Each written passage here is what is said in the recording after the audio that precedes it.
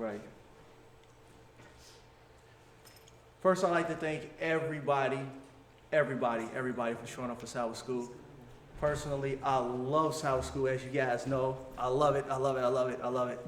I was thinking about it, just footnote, when I was a kid, I didn't used to like Sabbath School. I used to think it was boring and uninteresting. You had the old guys up there teaching Sabbath School, telling you to turn to what page, and you go to sleep all over the seat.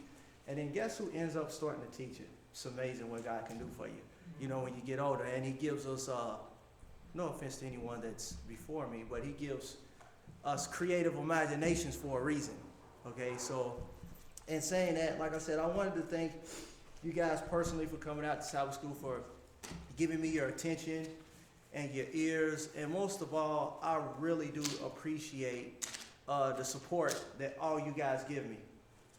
Even after church, just telling me that I do a good job means the world to me. It means a lot, because it lets me know that I'm not up here just off the whim, just talking, you know what I mean? But I'm being effective, and I pray to God that I'll be effective.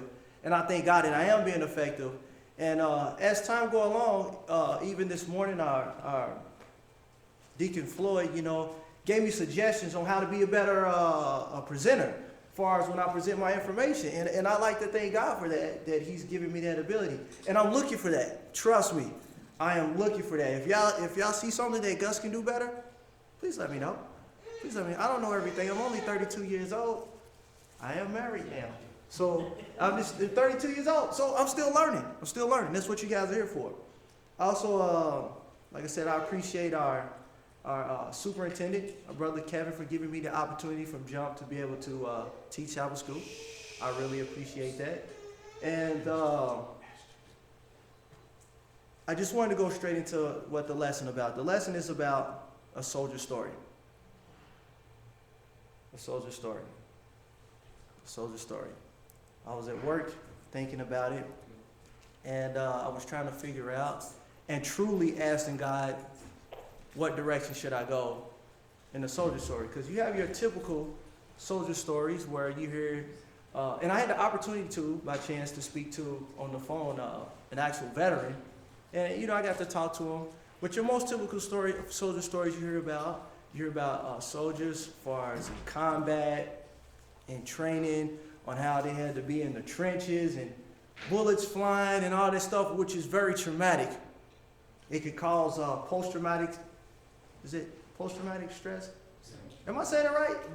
Yeah, something like that. We all know it causes different mental problems when it comes down to soldiers. But I'm just saying it, but I wanted to take a little different direction on a soldier story. And one thing that I figured out about this soldier story is that every one of us fall into this story. From the little baby all the way to who's the eldest in the room? To the eldest in the room. And I found out that all of us fall into a soldier story. And I'm going to explain it. The first thing, I thought of is, what is a soldier story? What is it? What is a soldier story? Then, why do we have soldier stories? Was what I thought of. Why do we have soldier stories? I came up to help us reach our prize. What is our prize?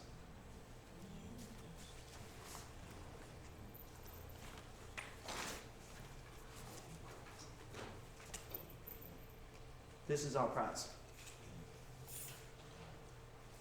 I want you to think about it for a minute. This is our prize. You go through something, like I said, this fits everyone in here. We all go through something. We all go through different tests. We go through different things in life. We experience different things for this. We're going to explain what this is. We all know what this is, right? This is a championship belt. Okay? We're going to go into detail on it. But for the most part, this is the war story. Normally, how I do it is, normally I draw a picture, but I didn't want to draw a picture this time because I think this is more of motivating us continually to fight.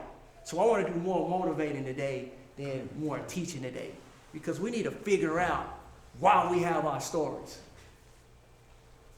This. Now, normally I explain first what we're going to, but this time we're going to go straight to the Word of God first, and then we're going to build from there. Okay? So the first verse I'm going to is John 6:33. I'm going to read it since I have it already. It says, "These things I have spoken unto you, that in me you may have peace. And in the world ye shall have tribulations, but be of good cheer, because I have overcome the world." It's a soldier story. We're building up to it. We're building up to what this is. We're building up to what this is. Now we're going to go to Revelations 12 and 11, which is, "And they that overcome him by the blood of the Lamb and by the words of their testimonies, and they love not their lives unto death." Now, in saying that,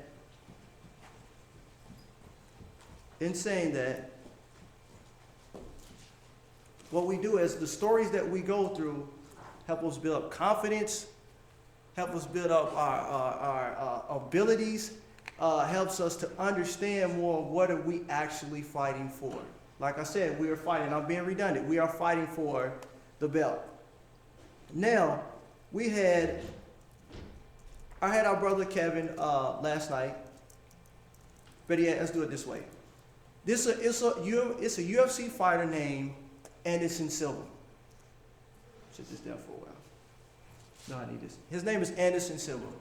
Anderson Silva, by far, was the best UFC fighter to date. He has won 16 straight fights with no losses. He has never lost in the UFC, a standard fight nor a title fight. He held his title for 5 years. Think about that. 5 years. 5 years. So he gets a contender. Better yet, before then, there are individuals that are in this weight class because he's a middleweight. He's what you call a middleweight. And we're going to go into details about, that for right now. But for the most part, he's a middleweight. Okay? Now, people who join the UFC to fight for the UFC, their whole intent is to avoid the middleweight class because they don't want to fight this guy. Anderson Silva. That's what he is.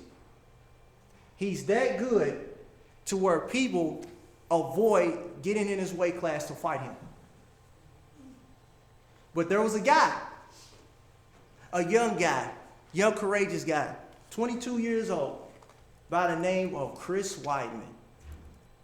His record was 9-0. He was considered what you call a newbie, a rookie to the UFC. If you're familiar with the UFC, it's boxing, mixing with kick. It's more like kickboxing, submission. So you got to be a real-rounded fighter.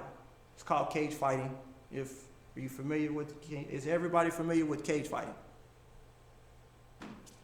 Okay. Well, what cage fighting is where you put two guys in the ring. Chris Weidman, right here. They put two guys in a ring, which is in the octagon. It's not in a square like a regular boxing ring. It has a cage about 6'5", and you go into the ring. You have title fights of 5 rounds, regular fights of 3 rounds, 5-minute rounds, to where you go in and you try to either get your opponent to tap out by a submission, which can be an arm bar, which makes you feel like you're going to break your arm, or a choke to where you can lose your breath, or a knockout, or by chance you have a TKO, which can cause by injury, like if you broke your wrist or if you fell on your hand and broke your shoulder, it's automatically TKO, technical knockout. Okay, so you gotta understand that. Okay. Never seen that before. I'm looking at the pictures and I've never seen that on Right here. Right here. Okay. So, and building up to this, going back to what, this is a war story. We get into what this is, okay? We get into what this is. Now, in saying that, what happened is that before your preliminaries, you have your meetings to where y'all sit down and y'all talk about, I'm going to do this to you, I'm going to do that to you, blase, to put intimidation in the heart of the next person. So in actuality, what you do is you win the fight before you win the fight, because you kill their confidence, you kill their spirits, you make them, you intimidate them from wanting to fight you. So when they step in the ring, their mind's already gone, so you won psychologically. So once you win psychologically, you have no chance of beating me, even if you was better. Okay? So what happened is that they get in the ring, right? Anderson Silva, which is the first gentleman, he's from Brazil. When he fights, he likes to taunt his opponents, because when they punch, he likes to dance around and fall around his hands and act like he's sleeping and while he's fighting. So what it does is it frustrates the other opponent, which prevents them from staying on top of their game. And what happens is, after they miss, there he goes again. After they miss 2 or 3 punches, then they lose their whole game plan of what their coach is telling them to do. And guess what happens? He knocks them out. Because once they drop their hands, you get a kick right to the middle of the face. You're catching a hook. You're getting submitted because they're off their game. But what happened is when he met Chris Weidman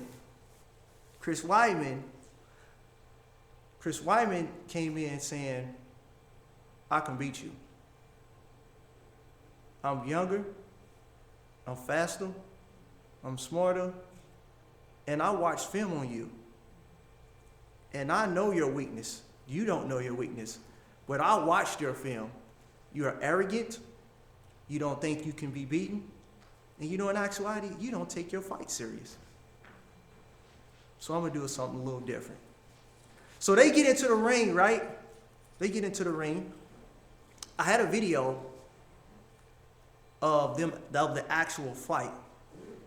But due to our audience and the great wisdom of smart and wise friends, they recommended that it probably wouldn't be a good idea to watch it. You don't want people's stomachs turning. You don't want to offend nobody. So I'm going to show you how that fight went in a different form. You have that footage on it? Okay, well, as our brother Kevin pulls it up, I found footage on how the fight actually went, but we're going to use a different form. We don't have audio, so what I'm going to do is I'm going to explain it as it goes along. I'm going to explain how this fight went. But in actuality, getting to it, guess who ended up winning the fight? Chris Weidman ended up winning the fight. Guess how he won the fight? With a technical knockout. So he actually punched him and put him to sleep. So all the things that he done to everybody else, he got a taste of it. And you know what happened? He walked away with this.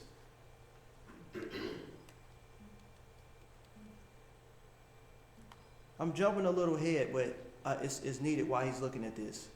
You know what this represents? This represents alcohol that you couldn't defeat. But with the coaching of Jesus the Father, he sets you down and lets you watch alcohol and how it affects families, how it affected you, how it affected your friends. And Anderson Silva is alcohol on how it defeated everyone it came against.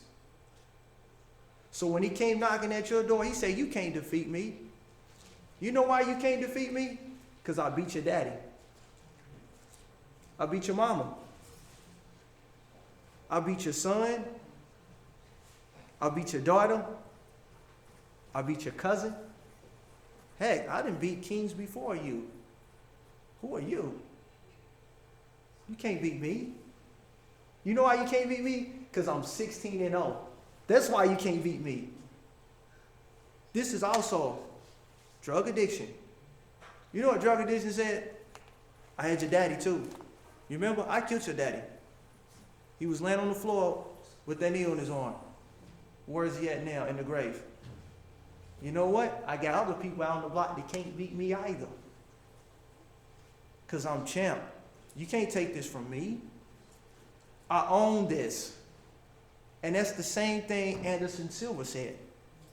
Now, in using this, like I said, instead of using the fight, we're going to use a clip from Green Lantern. Okay? Now, before we started, the yellow thing that he's about to fight is called fear. In the movie, it's operated by fear. Green Lantern is operated what they call off will. That's why it's green. The color of green in the movie represents will. The color of yellow represents in the movie, it represents fear. Now, I'm going to coach you through it. I'm using these two individuals as a reference to this movie on how the fight turned out. You remember, Anderson Silva was the bad guy. Don't nobody want to fight him, but the young guy wanted to fight him. You can go ahead and start the film. All right. Now with this ring, can y'all see this pretty good? With his ring, he can draw up anything from his imagination to fight this evil, which is more like, we're going to say the Spirit of God gives us the ability to give us insight on what to create to fight this beast. Okay, now if you notice, they going back and forth, they fight. I wish we really had audio because you can hear what he has to say. You see the ring that he has is giving him power to overcome a beast that overtook in a city. As right now he's talking to him and telling him how he's going to destroy him because he's helpless. He's telling him how great he is because he overtook planets. You just a man. You have no power. But in actuality, he has all the power that he needs. In this particular, which is will, but we have all the power we need, which is Jesus. That's why he gives us his Spirit. Sure I'm getting that? So as you notice, he's using what God has given him to outwit, to outsmart this beast of fear. In the process of it, as he's flying out of space, he's taking the harm away from his family. He's taking the harm away from his friends in the process of defeating this beast. It's going to continue to go. It's going to continue to go. Well, I can barely see it from this point. Now what he's doing is that's an asteroid field, as you can see. This is an asteroid field. I know the movie, so I'm just coaching if you can't see it. This is an asteroid field, and the beast is chasing him. What he's doing is he's actually flying his way to the sun. If you know a little bit about the planets, the sun has one of the greatest gravitational pulls. Okay? So in a sense, what he's using is he's using his wit of his intelligence that God gives us all.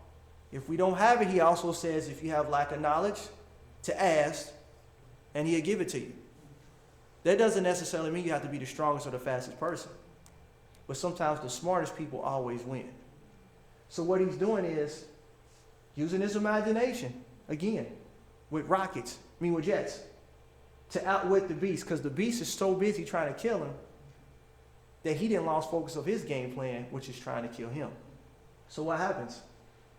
He gets caught in the gravitational pull of the sun. S-O-N, gravitational pull of the sun. So what happened is, in that particular aspect, he gets sucked up by the sun. He melts. His friends rescue him because the pull was getting kind of heavy for him too. So his other Lantern-type friends actually rescued him and pulled him back because he was out of strength. Now, getting back to what I was getting to from the beginning. Sorry about this. Getting back to what I was getting to in the beginning.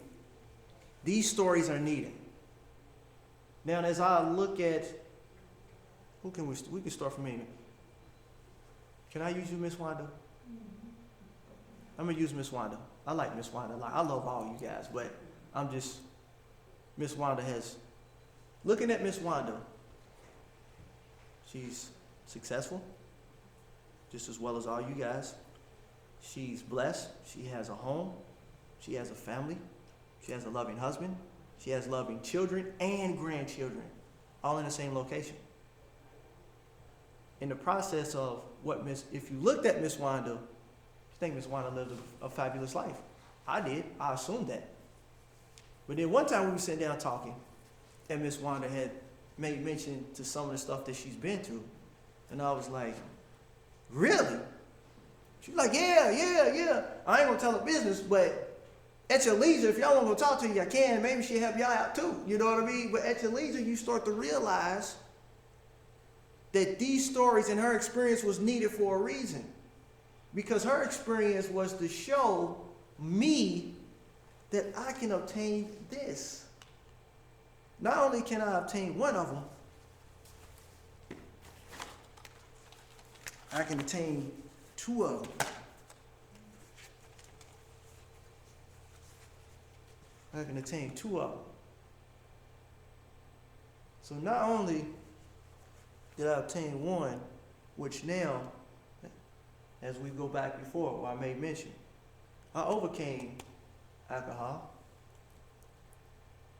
I won.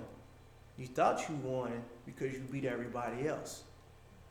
But I won this time. You thought I was an unachiever. You thought I didn't have any backing by anybody. You thought I didn't have the adequate training enough to defeat you. And I won. Not only did I beat that, you know what else I beat too? I beat the self-esteem issues that came with it. So now, I have two belts. I look good now, don't I? Now you know what's causing this to happen? What you're starting to see now? Is that now when Tay looks at me, he said, I want to be like us. That's what he's saying, because he sees this. Now what's going to happen is that I explained to Tay, this is what I went through to get this. And if it comes to you, I'll beat it. I'll be your trainer. And I'll show you how to beat it too.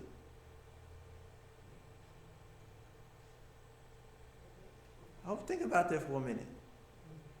These always look good. These always look good. These always look good. Well, as our brother Kevin's going up here, these always look good. Where you at? Romans. Oh, you can go ahead and speak. No, go ahead and speak. We do have our brother Kevin here assisting too. He does a great job. But well, I was just going to say that Romans 8:37 speaks quite poignantly to what you're saying. That it says, "Nay, in all these things we are more than conquerors through Him that loved us." So it's talking about when you're indwelled by the Spirit of God, that you have the ability to overcome any addiction, any problem, issue, situation, or circumstance or trial that may lie in your life or in your way. So it's not me or us relying on ourselves or our will, but it's that we're empowered by the Spirit of God. And we have a literal connection to the fire that emanates from the throne of God to come in and indwell and light up our soul from the inside out, that we become like superheroes, like Green Lantern, that amplifies the gifts that we've all been gifted with. Whatever our gift or calling may be, it becomes amplified in a supernatural way through the literal connection with the Spirit of God emanating from His throne. And I think Jeremiah put it that Jeremiah was like, I'm going to shut up. I ain't going to speak no more. But he said it was like what? It was like fire, electricity, in my bones. So we all feel this and we all see this whenever we're in church service and we get up and we dance and we shout. What you're seeing is the literal manifestation of the electrifying Spirit of God emanating in His people and causing us to move and act in ways that we cannot, in ways that we normally don't act, in ways that we normally don't speak, in ways that we normally don't do these things. But when somebody starts speaking truth and that truth starts resonating with you, you can't help but start doing what God created and called you to do. Yes, that is true. That is absolutely true. Now, is there any responses or any questions as far as anybody thinking? Because I love you guys' response. I love you guys' response because it's giving you the opportunity to think, and that's what Sabbath School is here for, to get us to think, to get us to understand, to let us understand why do we need these stories. We sit back and we say, I'm not going to tell the goodness of God. Please do, because I want this. Without your testimonies, I'm a young man. I'm only 32 years old. You guys are elders, but I want this. We're going to go a little bit too. Hold on, let me put my belt on. My belt's falling. My belt is falling. Let me put it around my waist because I don't want y'all to see this. Let me put it around my waist here. Too much gold and silver. I'm telling you, man, I'm banging. I'm telling you. I'm telling you. Too much bling. Tell you, put it up so you can see it real good because I want to drive this home. I want to drive this home. Now, I wanted to get into, and I know that I'm using fighters, but I wanted to get into another fighter because I'm going to break down. There's different age groups of fighters and different things. And I want to target, which I never done before, I want to target the elders, which I said I love you guys. I love you guys. There's a fighter named Bernard Hopkins. He fights tonight. He is 49 years old. 49 years old. Now, in the boxing world, he will be considered around 60 or 70 years old in the boxing world. Now, this guy tonight is fighting for a light heavyweight championship. At 48, he won the middleweight championship. He beat a guy that was 25 years old. Now, can y'all tell me that a 48-year-old guy should be beating up a 25-year-old? Unanimously, I'm talking about like where he can't do anything with him. Should that happen? Yes. I know you get that. I'm just saying when young guys think of you, I know where you get that, Pastor. I know where you get that. But as a young guy, I'm like, man, this old guy ain't got nothing on me. I'm gonna put this guy to sleep. D, I'm sorry, I love you, but I think I can get you, man. You know what I mean? I'm just saying, you know, because that's what we carry. We carry a little times of immaturity. We kind of carry arrogance on our side. We carry our youth on our side. But in a sense, the elders carry experience. They carry know-how. They carry wit. Bernard Hopkins right here. This guy right here. Right now he holds a middleweight title, and he's going for a lightweight title. And we're going to get into the difference of these different styles of belts too. Now, I wanted to use him. Hold on one moment. Sorry about this. I wanted to use for this because not only are young people have to fight and earn belts, but the older have to continue to do that for us as experience so we can look up to you guys on how to win these belts. I'm going to go into detail later about it, but I'm giving you this so when I go into the next step, you know exactly what I'm referring to. So I wanted to use Genesis chapter 5, verses 30.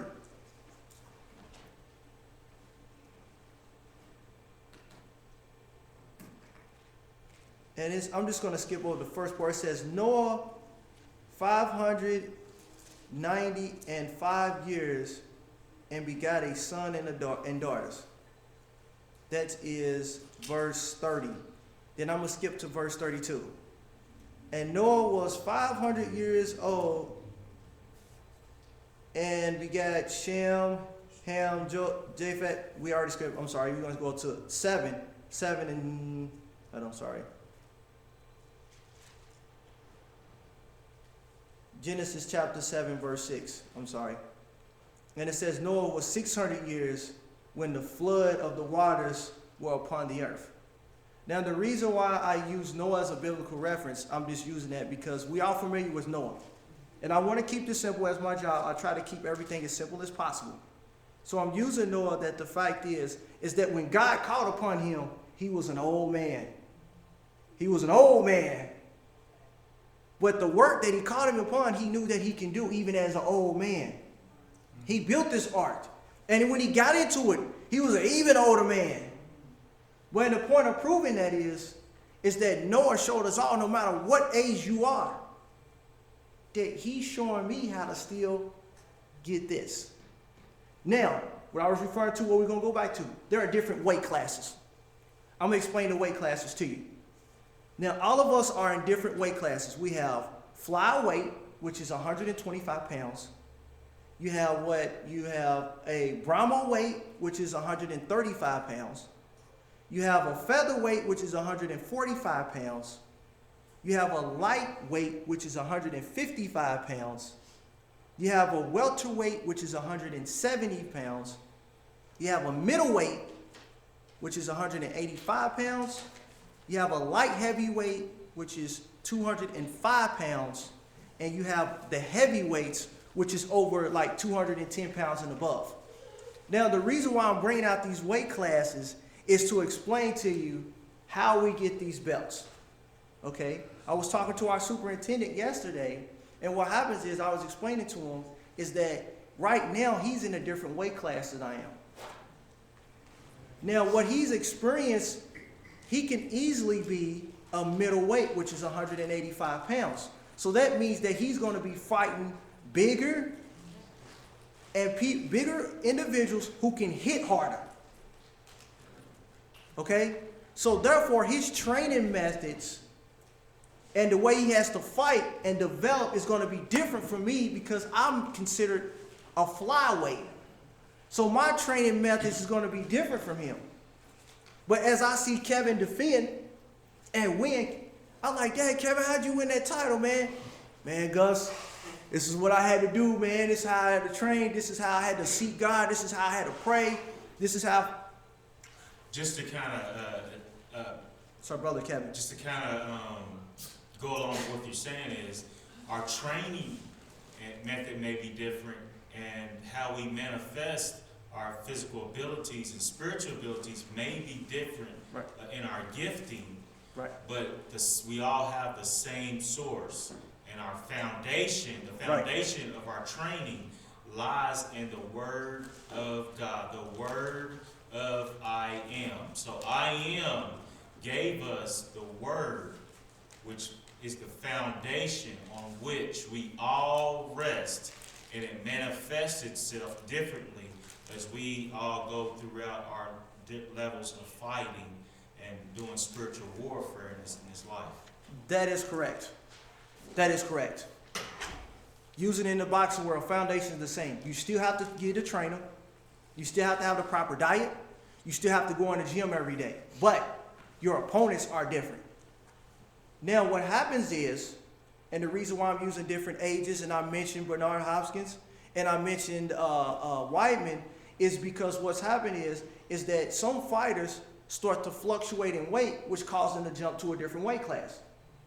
Now, because you're a middleweight and you're bigger and you can punch harder, if you drop down to a welterweight, hypothetically, a welterweight, you can't punch as hard because you don't have that mass behind you. So therefore, you got to build up your endurance better. So therefore, you're going to be throwing more punches. You're going to be fighting faster opponents. And your style of training is going to be altered just a little bit. But what happens is that all of us, now getting to the spiritual aspect of it, all of us go into different weight classes all the time. Like when you were younger,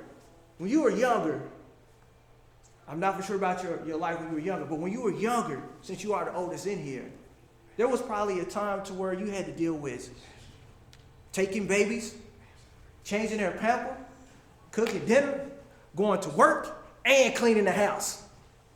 Now the fact that you're older, you're only concerned about one thing. How's my health today? Now, in the process of your lifespan to now, it causes you to drop into different weight classes. Now, what happens is, as all of us continue to drop into these different weight classes, I can look at you and say, when she was a welterweight, what did she do? She was smaller, so she had a little bit of less responsibility. Training's still the same, but she still won. I'm a heavyweight. Now I'm dropping to a welterweight. So how did you win as a welterweight? Because I don't know how to win as a welterweight. But then again, a welterweight goes up to a light heavyweight. And he said, man, I won it as a welterweight. I don't know how to win as a light heavyweight. Who can I see that won as a light heavyweight? That won. Our brother Kevin. And again, going back to the foundation of the word, and that when you get with different individuals who have gone through different weight classes and fights, right, they should be able to point you to the word and draw out different aspects of the word that will speak directly to your situation and circumstance that will help you overcome whatever you encounter. That is correct. And just piggybacking off what he said, I don't know if anyone in here has, but some people experience child loss. Everybody here hasn't experienced a child losing. So that's what he's referring to, far as, and I'm just piggyback off what he's saying, is because when you lose a child, there are different verses and different scriptures in there that people have lost individuals, and they show you how to deal with it. And as members of the same body, you say, you know what, this is what I used to help me get through. And that's what he's more or less, I'm just going a little further, that's what he's more or less going to in that particular magnitude of what he's saying. And it works the same way. Now, like I said, I may not experience child loss, but I know what it takes to raise a family. But then Brother Kevin can be like, man, I'm going into a new life. Man, what'd you do? It's a different weight class. Then I can explain to him, this is, as the word, this is what got me through. This is what showed me. You know what I mean? So as we continue to fluctuate in these particular rankings and classes, we have individuals that show that no matter what weight class, I won. So as our brother, what's that, Brother Tay? As he was looking at me, put him on. No, I'm not calling you, so you're good. When he was looking at me, he started smiling when I threw the belts over my shoulder. You know why? Because they shiny and they pretty and they got studs all on them. And then he's like, man, I want that. So as he fluctuates, I can show him how to get more. Okay, now going to one of our last points. I don't want to forget the women either. It's a woman that fights in the UFC. Her name is Ronda Rousey. Is anybody familiar with her? Are you familiar with the date? He's going to get a picture of her up. Now, not going to forget the women, because the women are very important to the body too. Because I notice we get up and we say men as a general statement, but I want to target men and women in different age groups, because we all here to help one another. So as he's pulling a picture up, look, there she goes right there. No, that's Chris Wyman. Well, anyway, he's going to pull her up. And she currently holds the first world championship for women in the UFC. Right now, she's about 11-0, and none of her fights ever went to the end. She submitted everybody that she has fought. Yeah, she's pretty lethal. So the reason why I'm bringing her up is because, like I said, we talk about men. We're going to introduce the women too, because women are fighters too. First thing I came up with was 2 Kings 4:17. Don't go into it. Okay. Well, the pictures on are very explicit. You know, we got to be mindful. We try to pull some of this stuff up earlier. But you know, sometimes you get here and then you go to the same location and the pictures are different. So we're just trying to be mindful of our audience. basically what you're going to do. But at your leisure, pull her up. You'll see what she looks like. Better yet, if you ever see it's a movie, The Expendables. If you ever see the new Expendables 3, she's actually in that movie. So if she's in that movie, so. But in this one, sorry.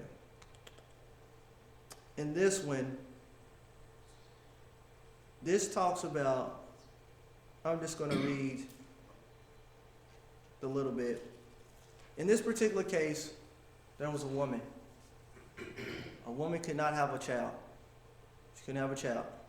She couldn't have any children. The prophet came and told her that she would have a child. Okay, so I'm giving you, I'm for sure you guys know it, but for our general audience may know, but woman was burned, she couldn't have children, she went to the prophet. I'm starting from verse 17, 2 Kings 4 and 17. It says, the woman conceived and bare a son at the same season that Elijah had said unto her, according to the time of life.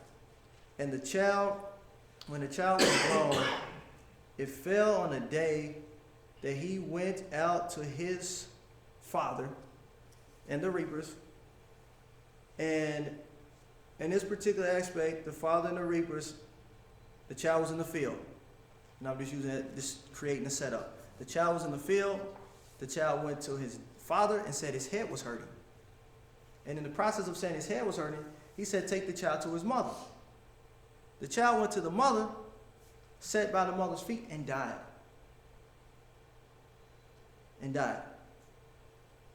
I'm using this because she proved to all of us, even in death, there's still a way that we can actually handle it. But in this case, God was merciful to her. She had lots of faith. So if you go to 35, she went to the prophet, run the prophet back. And the prophet done this to revive the child in verse 35. It says, then he returned and walked into the house and fro, and went up and stretched himself upon him, which is the child. And the child sneezed 7 times, and the child opened his eyes. So this woman proved, not only to women, but to men too, that this is more than attainable through the faith and the belief, strong belief in the Father, not only the Father, but his chosen prophets that he sent.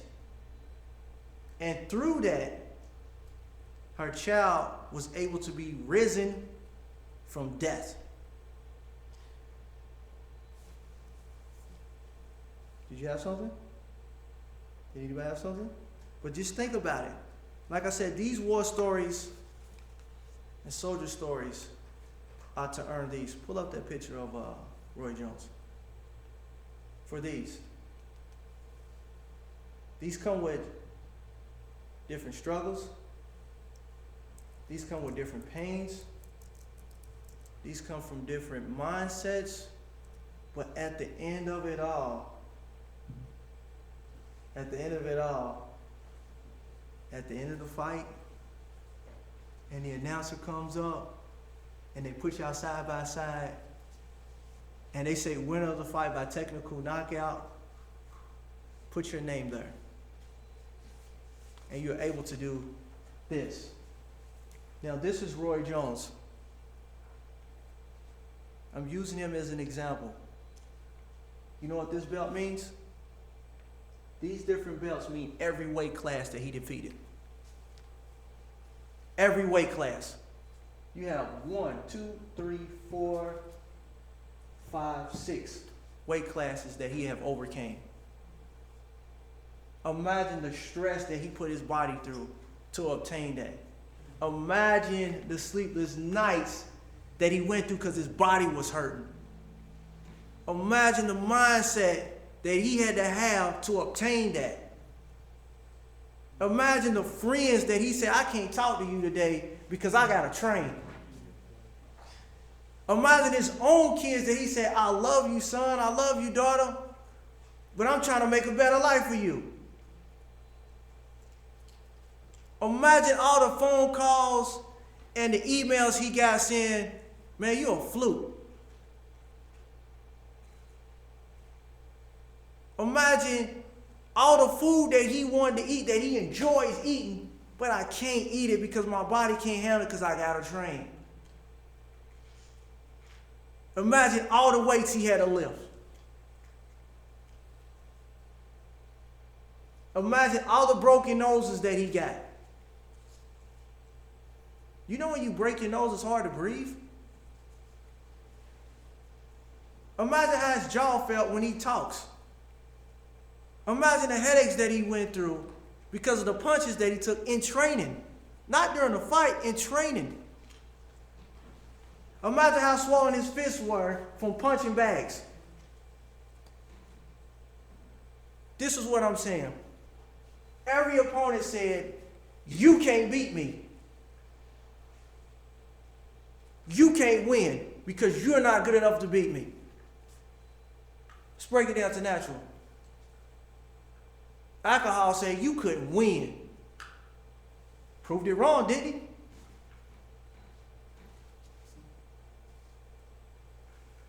Talked about it last night in our men's class. Low self-esteem said, you can't win. Proved it wrong, didn't he? Most importantly, the enemy says you can't live right. You can't do it. You can't let what you like go enough. You can't live for Jesus. Proved it wrong, didn't he? Right here. I got your family. Your kids ain't going nowhere. Your kids ain't going nowhere. I got your kids. Your kids in the club right now. Your kids out with that dope boy that they shouldn't be with. I got them. Proved it wrong, didn't it?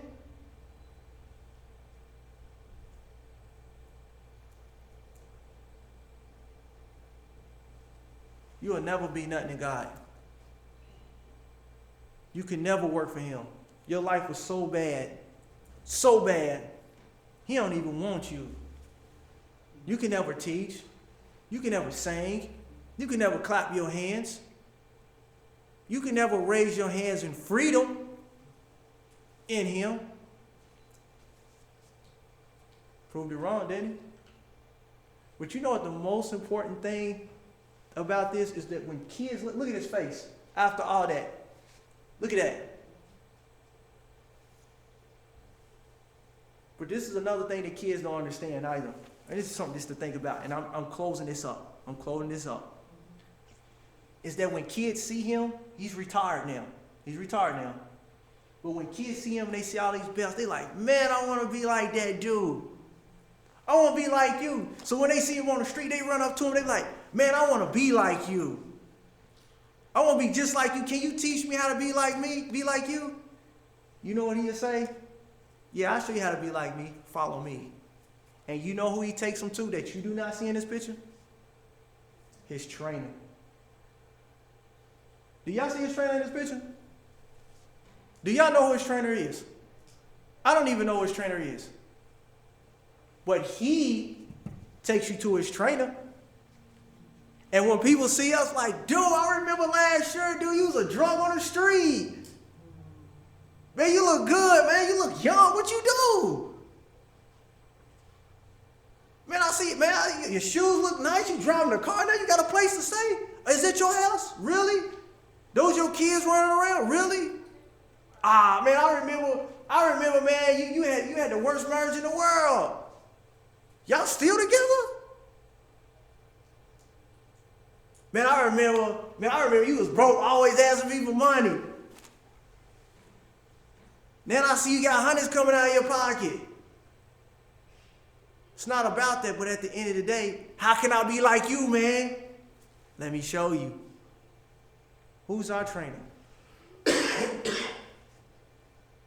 Who's our trainer? Jesus Christ. Who's our trainer? Jesus Christ. So when people see us shining, They see Jesus. They should see Jesus. That's the goal. So when they come to us, who do we take them to? Jesus. Because without his trainer, he never would have had those skills nor developed those skills to win all those titles. So at the end of the day, out of each weight class that he went through, he has a story for every weight class on how to win that belt. The same as us. So as we continue to flex in between these weight classes, and as we continue to win, we show others how to win the same thing. And like I said, I appreciate all of your attention, all of your time, and all your efforts. Like I said, this is a different class for me, but I simply want to motivate. Now, as we leave here from Saddle School, I want you guys to walk away knowing that you can win this. That you can win this. And not only win this, you can win several of them in every class that you step in. But the only way we can do it is if we have proper training from our source, which is the Father, and we continue to use those skills and discipline that he teaches us to overcome. So I pray, as I close, I hope that everyone in this room takes away something that they can actually apply to their lives. And at this particular moment, we're going to ask everyone to stand, if you don't mind, because I'm done. And I appreciate your time. We're going to pray out of our class today. Lord, today we thank you for everything that you're doing for us. We thank you for protecting us and keeping our minds. We ask that somebody walks away today knowing that they can walk away as a champion in anything and everything that they do. We ask you to keep their minds, keep their bodies, and give them strength to let them know that you are the perfect trainer for them, and teach them how to be disciplined and apply those things in their lives, even myself, Father. Continue to keep our minds, our bodies, our souls in your name. Amen. And we thank y'all for watching. See y'all later. My name is Gus.